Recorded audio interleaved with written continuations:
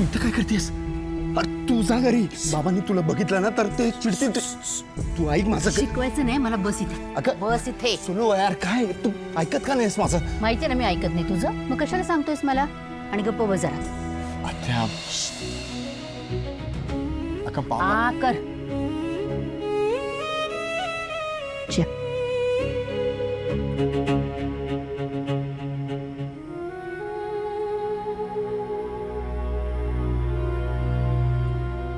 ए इकडे बघ. तू काय रडतेस? तू ना प्रत्येक वेळेला संकटात सापडतोस आणि मला तुला काहीच मदत करता येत नाही, असं फार वाईट वाटतं मला. आता पण बघ ना, सगळ्या गोष्टी तू केल्यास, त्यामुळे स्वराजला स्वतःच्या मनातलं बोलता आलंय. आणि तू असं घराच्या बाहेर आहेस, एवढं सगळं तू केलेस, ते मला खरंच खूप कौतुक वाटतं, तुझा अभिमान वाटतो मला. ए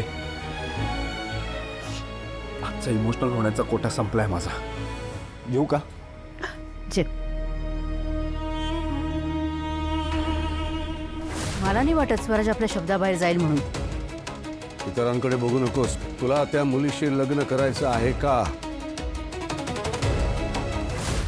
ए एक मिनिट. तू दादाच्या लग्नाला विरोध का करत होतीस? तुला नको आहे का दादाचं आणि प्रीतीचं लग्न झालेलं? नकोय. का? कारण मी तुम्हा दोघांपेक्षा जास्त पावसाळे बघितलेत. स्वराज भावनेच्या भरात हा निर्णय घेतोय. प्रीतीशी लग्न केलं तर आपल्याकडनं जो गुन्हा झालाय त्याची बोध जरा कमी होईल असं वाटतंय त्याला. अरे आणि तसं नाहीये.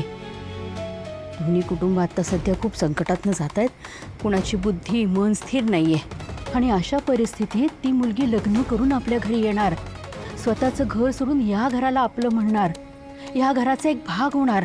हे काही बरोबर वाटत नाहीये मला. भावनेच्या भरात कुठलाही निर्णय तडकाफडकी घेऊ नये एवढंच वाटतंय मला. नंतर या निर्णयाचा पश्चाताप करायची कुणावर वेळ नको यायला.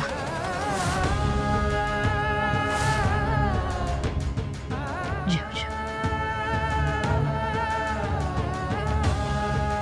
तू जेवलीस का? मी पाहते, तू आधी जेवून घे. ठीक आहे.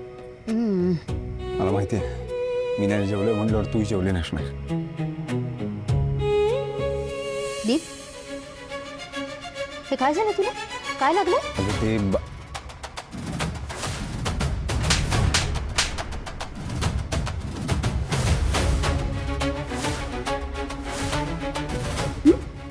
तुला माहिती आहे ना मी कुठे धडपडत असतो. ते असं झाडाची फांदी लागली आखी गाणे. हो पण ठीक आहे.